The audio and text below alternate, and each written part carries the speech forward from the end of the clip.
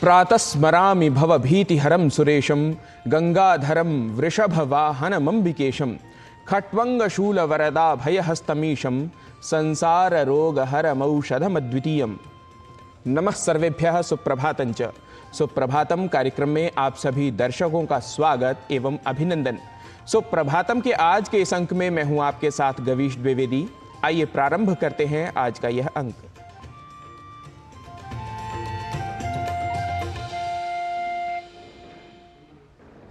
जैसा कि आप जानते हैं कि हमारा यह सुप्रभातम कार्यक्रम भारतीय चिंतन, मनन एवं दर्शन पर आधारित एक अनूठा कार्यक्रम है, जिसमें हम प्राचीन तथ्यों के निदर्शन के साथ साथ आधुनिक तत्वों का प्रदर्शन भी करते हैं। यहाँ ऐसी जानकारियाँ हमें देखने व समझने को मिलती हैं जिससे हम भारतीय ज्ञान परंपरा को समझने की सही दिशा में अग्रसर हो पाते हैं। सबसे पहले जान लेते हैं समय चक्र को, अर्थात सुभाषितम के पहले प्रभाग आज के पंचांग को। आज का पंचांग युगाब्द 5126, विक्रमी संवत 2081, शक संवत 1946, उत्तरायण, ज्येष्ठ मास, कृष्ण पक्ष, प्रतिपदा तिथि, शुक्रवार, अनुराधा नक्षत्र। आज का दिन मंगलमय हो।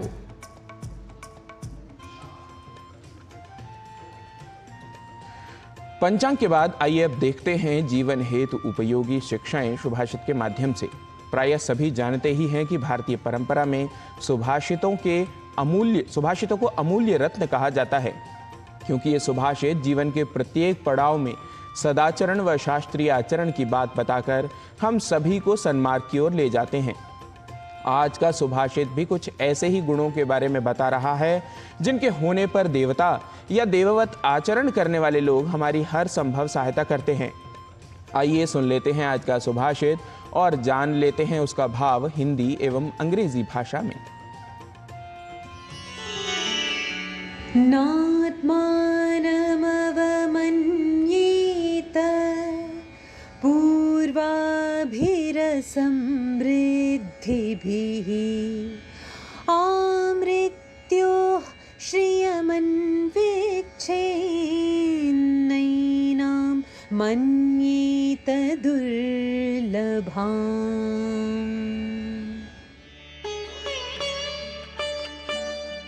अपने अतीत की निर्धनता से स्वयं को असमर्थ या अपमानित न समझते हुए समृद्धि या सामर्थ्य प्राप्ति के लिए प्रयत्नशील रहना चाहिए।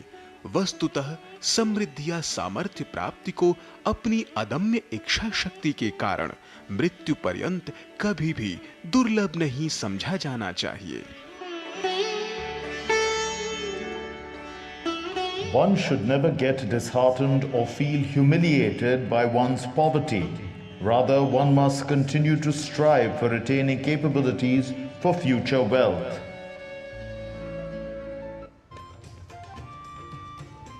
और अब बात भारतीय ज्ञान परंपरा की। आप सभी जानते ही हैं कि इस प्रभाग में अनेक विषयों के साथ साथ ही हम आपका परिचय भारतीय ज्ञान ग्रंथों के साथ भी कराते हैं, जिसके अंतर्गत भारतीय इतिहास के महत्वपूर्ण भाग, भारतीय समाज और संस्कृति के विकास में महत्वपूर्ण भूमिका निभाने वाले महाभारत के भीष्म पर्व की अनेक कथा वस्तु प्रसंग को आपने जाना। तो चलिए अपनी इस विशेष रिपोर्ट पे महाभारत के इसी भीष्म पर्व का सारांश प्रस्तुत करते हैं।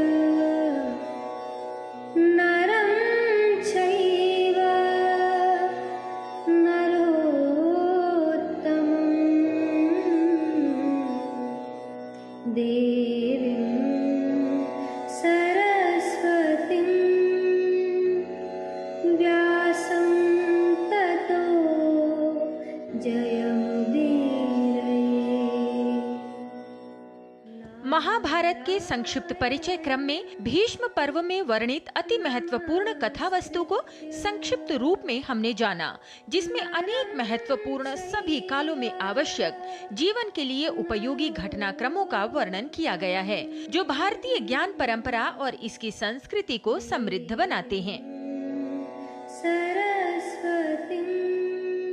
भीष्म पर्व में ही श्री कृष्ण द्वारा श्रीमद् भगवद गीता के उपदेश से प्रेरित अर्जुन स्वधर्म अर्थात क्षत्रियोचित धर्म के लिए तैयार होते हैं और कौरव पांडवों के बीच भीषण धर्म युद्ध आरंभ होता है।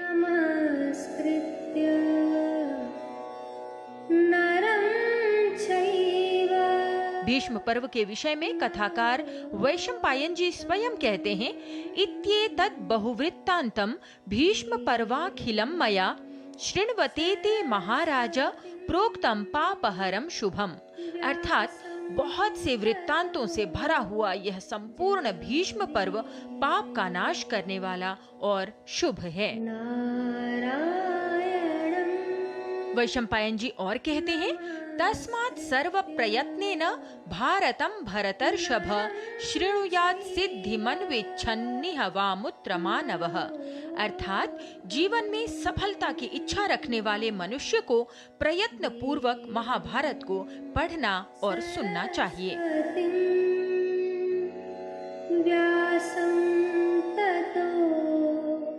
महाभारत के भीष्म पर्व की प्रमुख कथाओं में पांडवों और कौरवों के बीच हुए युद्ध, भगवद गीता के रूप में कृष्ण और अर्जुन का संवाद, धृतराष्ट्र के पुत्र दुर्योधन की अधार्मिकता, भीष्म पितामह की विचारधारा आदि प्रमुख हैं।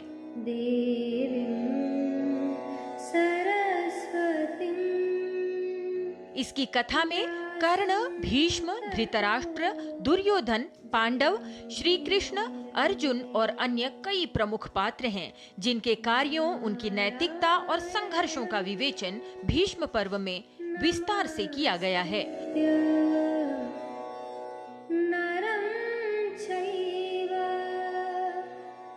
महाभारत के भीष्म पर्व में भगवान श्री कृष्ण और अर्जुन संवाद द्वारा धर्म कर्म के महत्व को समझाने का प्रयास किया गया है, जिससे न केवल एक व्यक्ति अपितु परिवार, समाज और देश का यथोचित विकास हो सकता है। लता वशिष्ठ, डीडी न्यूज।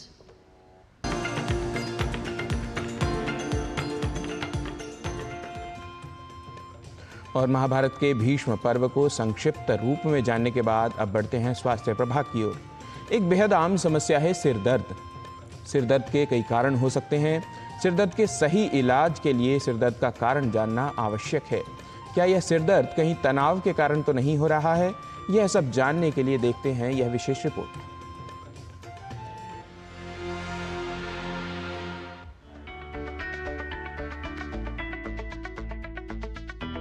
आजकल तनाव या टेंशन लगभग सभी के जीवन का हिस्सा हो गया है। तनाव के कारण सिरदर्द यानी टेंशन हेडेक की समस्या आम हो गई है। अक्सर लोग सिरदर्द होने पर स्व इलाज करते हैं, विशेषज्ञ से परामर्श नहीं लेते, लेकिन आवश्यक है कि सिरदर्द को नजरअंदाज न किया जाए। कॉमनली जो ये हेडेक्स हैं, जिसको हम लोग डिवाइड करते हैं प्राइमरी और सेकेंडरी हेडेक। सेकेंडरी हेडेक की बात नहीं करूँगा, जिसमें कि बहुत अलग तरीके की चीज़ें आती हैं, ट्यूमर, गांठ, स्वेलिंग और चीज़ें।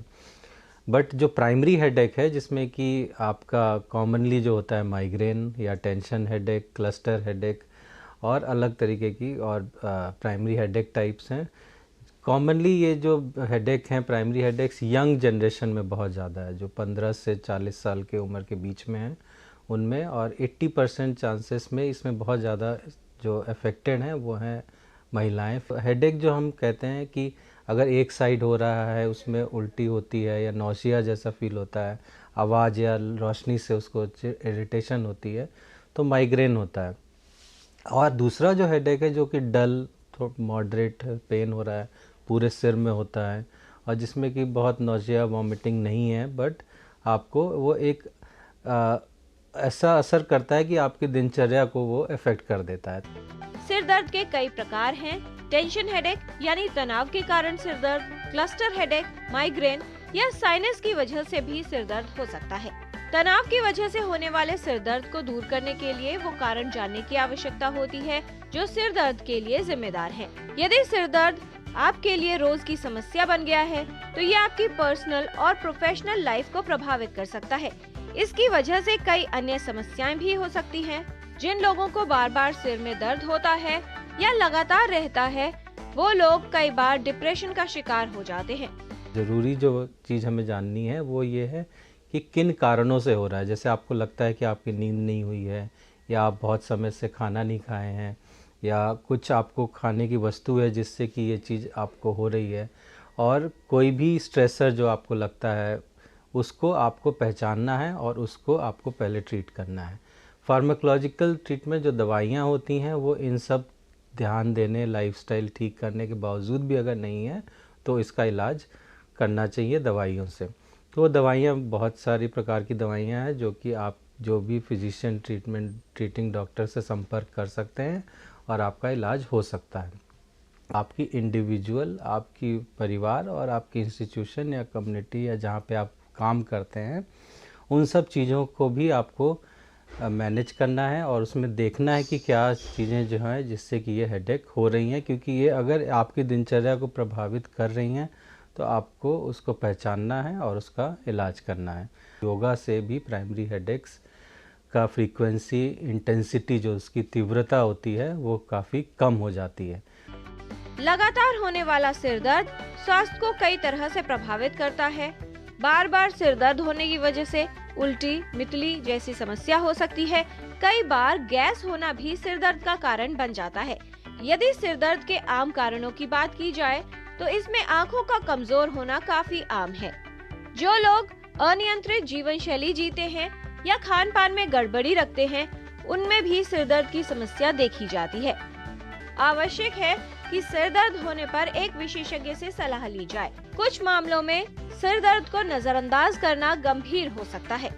रेड फ्लैग जो होते हैं, जैसे कि आपका सडनली हेडेक के साथ दो दिखाई देना, या नज़र में या विजन में कमज़ोरी आना, या फिर आपके किसी भी शरीर के एक हिस्से में कमज़ोरी आ गई, या पैरालिसिस जैसा माइल्ड अटैक आ रहा है, ठीक हो रहा है, या फिर चलने में इम्बैलेंस हो रहा है, तो इन चीज़ों को आपको डेफिनेटली है कि तुरंत आपको इन रेड फ्लैग्स को पहचानना है और उसकी जांच और इलाज करवानी है। सही प्रबंधन, जीवन में सकारात्मक बने रहना और तनाव को दूर करना सिर दर्द से छुटकारा पाने में सहायक हो सकता है।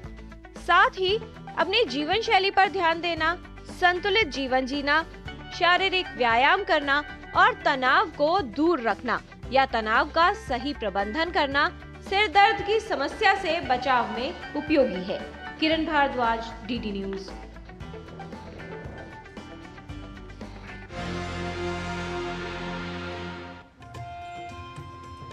और सुप्रभातम में स्वास्थ्य प्रभाग देखने के बाद फिलहाल ले लेते हैं एक छोटा सा विराम। तब तक आप कहीं न जाइए, देखते रहिए डीडी न्यूज। मैं क्या जी, सब जानते हैं, जहां दिखे मारियो, अपना समझ के खा लियो। स्वाद से सबको दीवाना कर दे, दीवाना कर दे। पता का चाय, गजब का स्वाद। बात जब पीढ़ियों के लिए बनने वाले घर की हो तो जिम्मेदारी बड़ी हो जाती है। गैलेंट समझता है ये जिम्मेदारी। अब डबल एम रिब्स के साथ गैलेंट एडवांस TMT रीबार, निर्माण का real hero. Curiosity can take you to some out of the world places. Took me to the moon today. Curious about this place? Scan this QR code before I take it off with my Seat tires.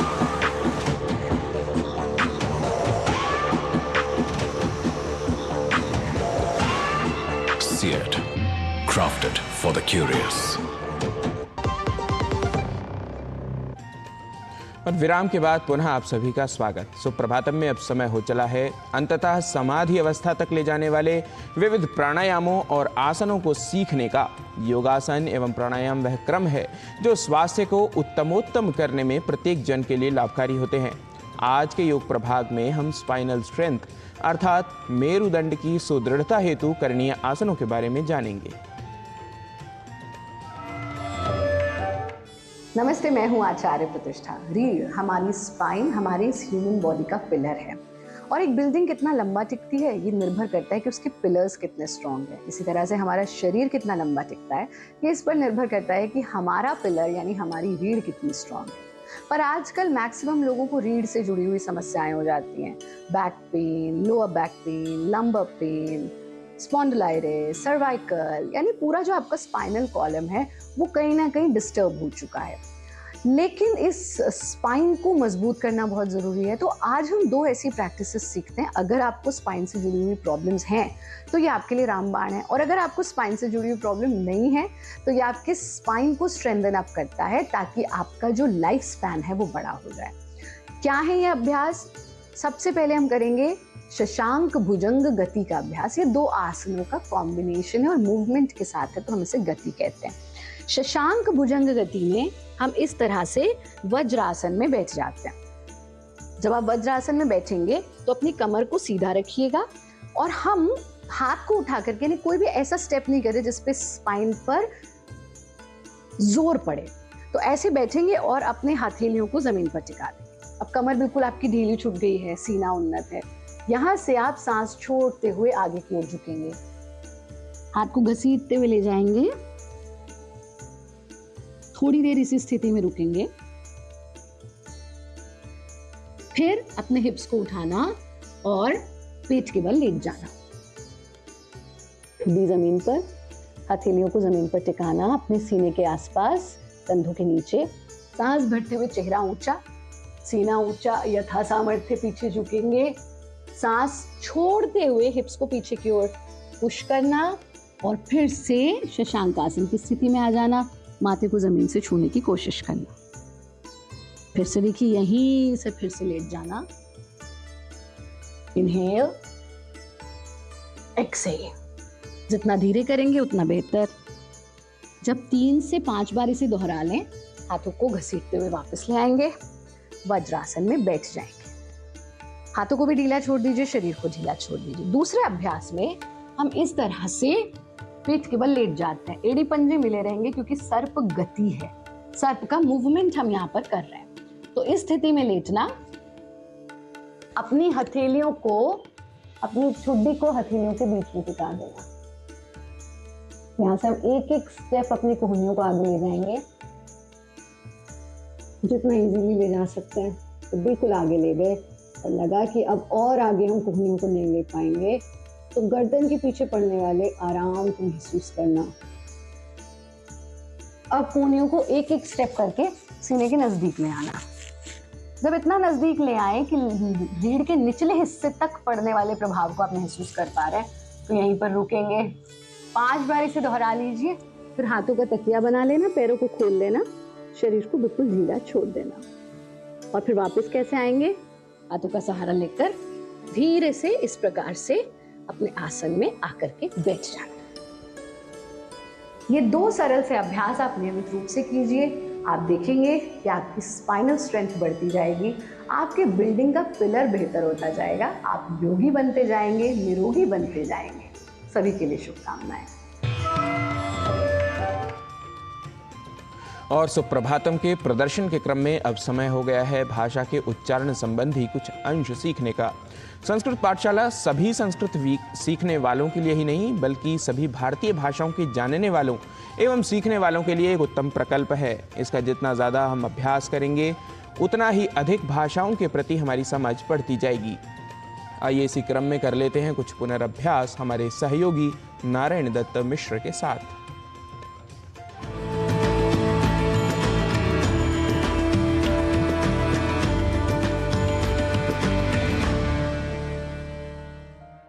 नमस्कारः। संस्कृत पाठशालायां पुनरपि स्वागतं सर्वेषाम्। अहमस्मि नारायण दत्तः। संस्कृत की पाठशाला में आज उच्चारण के संदर्भ में बात संयुक्ताक्षरों की। संस्कृत में उच्चारण की दृष्टि से या स्वरूप की दृष्टि से हम संयुक्ताक्षरों के 2 प्रकार यानी 2 टाइप्स देखते हैं। पहले प्रकार को हम साधारण संयुक्ताक्षर का नाम दे सकते हैं और दूसरे को विशेष संयुक्ताक्षर कह सकते हैं। पर आज हम बात करेंगे साधारण संयुक्ताक्षरों की और यहाँ हम देखेंगे कि कैसे ये साधारण संयुक्ताक्षर भी उच्चारण की दृष्टि से असाधारण होते हैं और यही संस्कृत को भी उसके शुद्ध स्वरूप में असाधारण सिद्ध करते हैं। देखिए, जब जब दो या उससे अधिक अक्षर या कहें कि व्यंजन वर्ण मिलते हैं तब हम उन्हें साधारण रूप से संयुक्ताक्षर तो कहते ही हैं। जैसे एक शब्द है प्रधानमंत्री। यहाँ इस एक शब्द में ही हम दो साधारण संयुक्ताक्षरों को उदाहरण के तौर पर देख सकते हैं। प्रधान का प्र और मंत्री का न्त्री। प्र में प और र, न्त्री में न, त और र, ये व्यंजन वर्ण परस्पर मिले हुए हैं। इनमें अतिशय सन्निधि है या फिर ये परस्पर जुड़े हुए हैं, इसलिए इन्हें संयुक्ताक्षर कहते हैं। पर अब बात आती है संस्कृत के संस्कृतत्व की। हम में से कई प्रधानमंत्री को अनवधानतावश या किसी अन्य क्षेत्रीय भाषा से प्रभावित होकर प्रधानमंत्री बोल जाते हैं, जो कि अशुद्ध है। प्र और पर का अंतर कहने को तो बहुत कम है, पर ऐसी गलतियों से कई बार अर्थ का अनर्थ भी हो सकता है। तो हमें अर्थ को सार्थक ही करना है, इसलिए शुद्ध रूप में संयुक्ताक्षर का उच्चारण करना है। अब आगे बढ़ते हैं दूसरे उदाहरण की ओर। एक शब्द है मत्स्यः। यहाँ मत्स्य में त, स और य इन तीन अक्षरों या व्यंजनों का संयोग है, इसलिए इसका उच्चारण हमें थोड़े ध्यान के साथ करना होता है। अक्सर हम इस शब्द का गलत उच्चारण कर बैठते हैं और कहते हैं मत्स्य, मत्स्य, पालन, इस तरीके से कुछ हम शब्द करते हैं। मत्स्य, केंद्र, इस तरीके से कई अशुद्ध उच्चारण हम कर बैठते हैं, क्योंकि त, स और य ये तीनों ही व्यंजन वर्ण हैं और इनके मध्य कहीं भी अ या स्वर वर्ण नहीं है, इसलिए मत्स्य कहना तो अशुद्ध है। हमें इसका उच्चारण करना चाहिए मत्स्य, और संस्कृत में मत्स्यः, मत्स्य अर्थात मछली। और ऐसा ही एक संस्कृत शब्द है कार्त्स्न्य या संस्कृत में कार्त्स्न्यम, जिसका प्रयोग बड़े कवि और लेखक संस्कृतनिष्ठ शब्द के रूप में अन्य भाषाओं में करते ही हैं, पर उच्चारण की दृष्टि से यह शब्द है बहुत विशेष, क्योंकि यहाँ र, त, स, न, य ये 5 व्यंजन वर्ण एक साथ संयुक्त स्वरूप में हैं। इसलिए इस शब्द का उच्चारण हम सर्वथा शुद्ध करें, इसका हमें विशेष प्रयास करना है और इसे कारत सनय, कारत स्नेय आदि न कहकर हमें कहना है कार्त्स्न्य। तो ये साधारण संयुक्ताक्षर के कुछ उदाहरण थे जिनका महत्व शुद्ध उच्चारण की दृष्टि से बहुत अधिक है। अगले अंक में हम बात करेंगे संयुक्ताक्षरों की ही, पर कुछ विशेष संयुक्ताक्षरों की। तब तक के लिए हमें दीजिए अनुमति। नमो नमः।